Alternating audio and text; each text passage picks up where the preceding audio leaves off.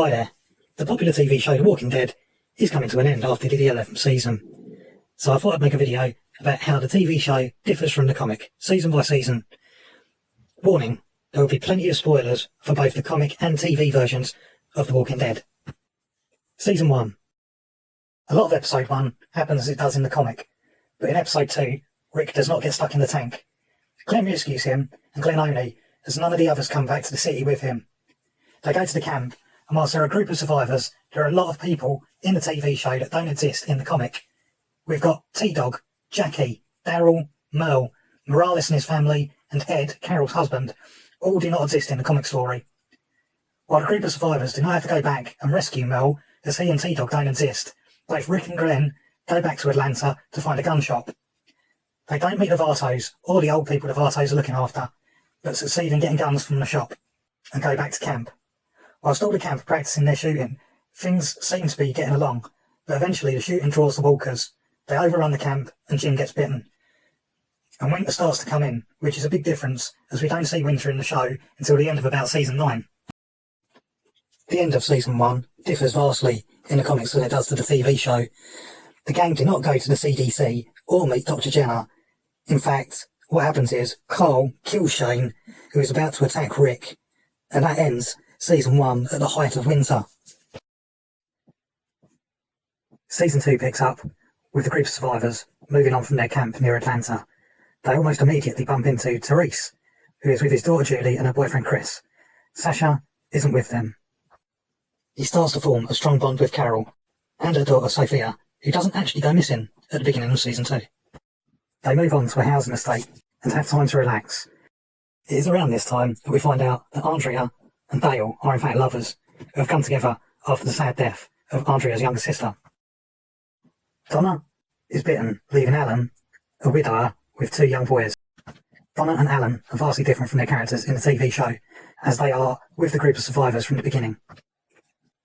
They all move on from the estate, and whilst Tyrese, Rick and his son Carl are hunting for food, Otis shoots Carl, not because he thinks he's a deer, but because he thinks he's a walker, and he takes them to Herschel's farm.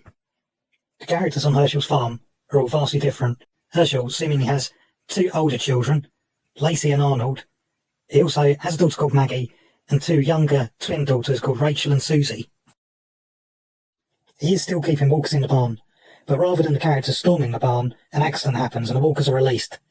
Herschel's 2 elder children die. Herschel loses his mind and orders the group of survivors off his farm, and that ends season 2. The farm isn't burnt down, all the characters leave the farm at the same time and don't get dispersed in little groups like they do in the TV show.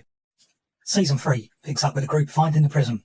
The group at this point consists of Rick and his family, Laurie is heavily pregnant by now, Tyrese and his family, Alan and his twin boys, Carol, Sophia, Dale and Andrea, leaving Herschel, his younger girls, his youngest son, Glenn, Maggie, who are now a couple, Otis and Otis's girlfriend at the farm. They clear the prison of walkers partly, eventually find 4 prisoners holed up in the cafeteria. Axel, a biker, Dexter, a murderer, Andrew, Dexter's lover, and Thomas, who says he's there for tax fraud. They clear some more of the blocks in the prison and decide to go see if Herschel and his family on the farm want to join them in a much more secure prison, and they do. Tyrese's daughter Julie and her boyfriend decide to kill themselves. Around this time, the group realise that you don't need to be bit to come back as a walker. In time, Herschel's 2 youngest girls are found dead. Blame lands on Dexter, as he is a convicted murderer, but it was actually Thomas, who is the deranged serial killer. He is killed by the survivors, eventually along with Dexter, and Andrew escapes, leaving just Axel to happily integrate with the gang. A mysterious young woman turns up at the gates called Michonne, and is allowed to join the group. Whilst clearing more of the prison, Alan is bitten on the leg. Rick cuts it off, but he succumbs to his injuries and dies, leaving Daryl and Andrea to adopt his 2 boys. Rick, Glenn and Michonne spy a downed helicopter that leads them to discover a town called Woodbury, run by a guy called Philip, or Brian. It's not really explained, but he is the brother of the TV show's version of the governor. He imprisons Glenn, cuts Rick's right hand off, and abuses Michonne. Rick and Glenn escape with the help of a doctor and a guy called Martinez. Michonne stays there and captures the governor, and then mutilates him and leaves him for dead. They get back to the prison, and soon Dale is attacked by a walker. He loses his leg but survives. Laurie has a baby daughter. Carol eventually finds Michonne in the arms of Tyrese. She loses her mind and gets eaten by a walker, leaving Sophia to be adopted by Glenn and Maggie. Eventually, we discover the governor has survived his wounds and has formed an army to invade the prison. Season 4. It starts with a flashback about how the governor survives his injuries. Bob Stuckey, who in the comics is a 65-year-old Caucasian man with an army medical training background, saves him. The governor rallies Woodbury into attacking the prison, and we jump to the attack. Andrea and Rick are injured, but the survivors manage to make the people of Woodbury retreat. Michonne and Tyrese go after them on the offensive, whilst the prison group tends to the wounds, but Michonne and Tyrese are captured.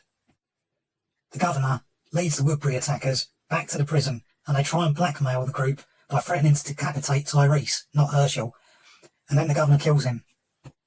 The security fence is rammed by the tank and the vehicles of Woodbury, and chaos ensures. Axel, Otis, his girlfriend, Herschel, and his son are all killed. Whilst the survivors are fleeing, Laurie and her baby are caught in the crossfire and die.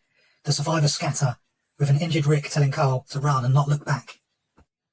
Upon realising the community had young, Herschel's son and Laurie's baby, who are both dead, a Woodbury woman called Lily kills the governor, and that ends the prison siege. A lot of the next part of the story is similar to the show. Rick and Carl find a house to recover in. Rick gets ill, both physically and mentally. It's here he starts to hallucinate Laurie's phone calls. They eventually meet up with Michonne and head back to Herschel's farm, which was a contingency plan from before. All who survived the prison massacre are there. A few days later, Abraham, Rosita and Eugene turn up and convince the survivors to accompany them to Washington DC. And that ends season 4. And I think we're ending the episode here. I hope to come back to do the rest of the series. Hit like and subscribe. Cheers.